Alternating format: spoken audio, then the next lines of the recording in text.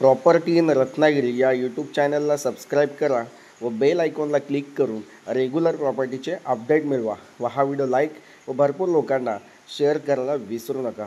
तर मंडळी, आज तुम्हाला मी घेऊन आलो आहे या ठिकाणी राजापूर तालुक्यामध्ये 53 गुंठेची जागा आहे। एकच मालक आहे, सेपरेट सातबारा, सेपरेट नकाशा आणि वाडी वस्तीमध्ये भरवाडी वस्तीमध्ये गाव वस्तीमध्ये असलेली ही लोकवस्तीमध्ये असलेली ही शेत जमीन आहे।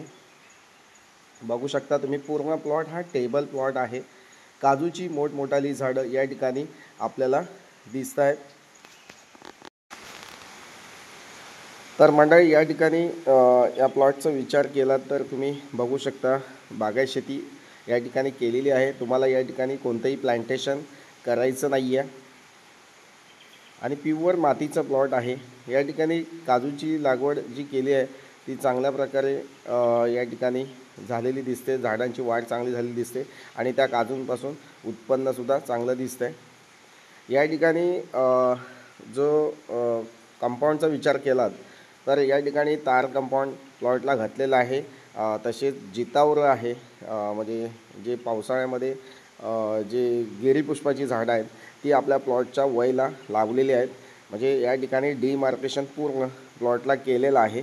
आपल्याला या ठिकाणी कंपाऊंड घालायची आवश्यकता नाही आहे, या ठिकाणी केलेलं आहे। तुम्ही बघता ही माझी गाडी आहे आणि ह्या जो कच्चा रस्ता आहे, जो कच्चा रस्ता आपल्या प्लॉटपासून म्हणजे डांबरी रोडपासून फक्त मोजून 50 मीटरचा रोड आहे। तो कच्चा रोड आहे पण अधिकृत आहे, जिल्हा परिषद नोंद असलेला, म्हणजे कायमस्वरूपी अधिकृत असलेला रस्ता आपल्या प्लॉटला कनेक्टेड आहे। कारण डांबरी रोडपासून पुढे जो रस्ता हा जातो आहे तो पुढे एक शेतकरी आहे, त्याचा फार्म हाऊस आहे आणि 2-3 शेतकऱ्यांची घरं आहेत त्या साईडला। म्हणजे तो रस्ता कायमस्वरूपी या ठिकाणी जिल्हा परिषद नोंद आहे याची, म्हणजे त्याची काही अडचण नाही आहे रस्त्याची।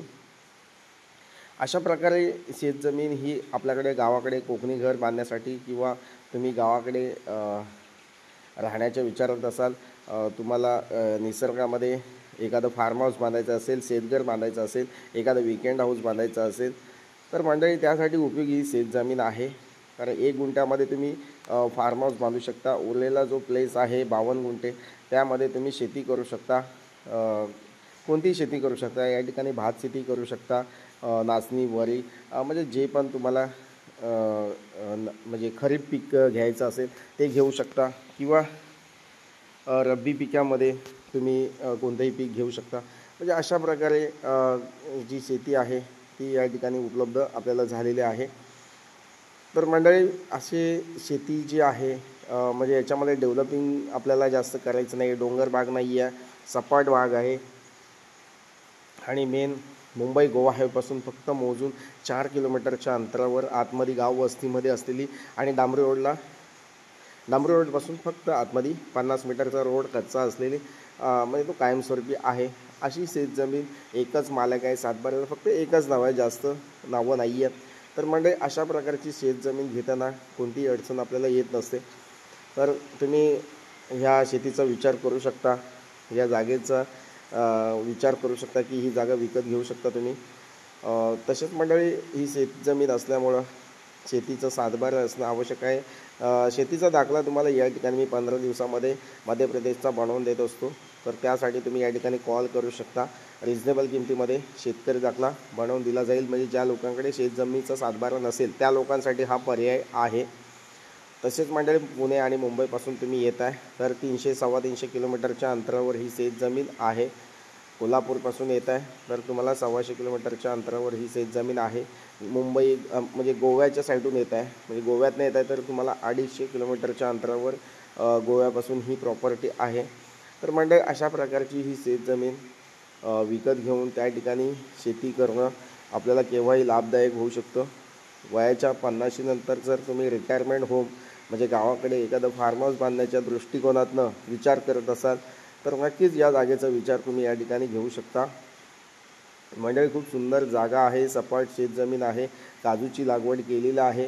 प्लॉटमध्ये कमीत कमी 150 ते 250 ते 200 अशी झाडं, म्हणजे मी या ठिकाणी काउंट केलेलं नाही आहे झाडांचं, तर झाडांचं काउंटिंग तुम्हाला दिलं जाईल. झाडं मोजलेली नाही आहेत, पण माझ्या हिशोबाने 150-200 झाडं या प्लॉटमध्ये असू शकतात. तसेच मंडळी, कोकणामध्ये जागा तुम्हाला विकत घेताना काही म्हणजे काही प्रश्न विचारायचे असतील तर तुम्ही या ठिकाणी माझ्याशी मांडू शकता. तसेच मंडळी, या प्लॉटपासून रेल्वे स्टेशनचा विचार केला तर तुम्ही जे रेल्वे स्टेशन आहे ते आपल्या प्लॉटपासून 12 किलोमीटरच्या अंतरावर रेल्वे स्टेशन आहे. बस स्थानक जे आहे ते 10-12 किलोमीटरच्या अंतरावर आहे. तसेच शैक्षणिक, वैद्यकीय किंवा इतर स्कूल, कॉलेजेस, वैद्यकीय सेवा ह्या सर्व आपल्या प्लॉटपासून 5 ते 10 किलोमीटरच्या अंतरावर अवेलेबल आहेत. तर मंडळी, चांगली जागा आहे. बाकीचं तुम्ही सातबाऱ्याचं बघितलं तर खूप वर्ग 1चा सातबारा आहे, काही अडचण नाही आहे त्याच्यामध्ये. लवकरात लवकर या जागेला भेट द्या आणि ही जागा विकत घ्या. थँक्यू. पुन्हा भेटूया अशाच नवनवीन जागेच्या व्हिडिओसह. तोपर्यंत धन्यवाद. जर मंडळी हा माझा व्हिडिओ आवडला असेल तर लाईक करा, चॅनल सबस्क्राईब करा आणि अशाच कोकणातील जागेंचे व्हिडिओ नेहमी बघण्यासाठी यूट्यूब चॅनल हा माझा सबस्क्राईब करून ठेवा. थँक्यू. पुन्हा भेटूया अशाच नवनवीन जागेच्या व्हिडिओसह. तोपर्यंत धन्यवाद. थँक्यू.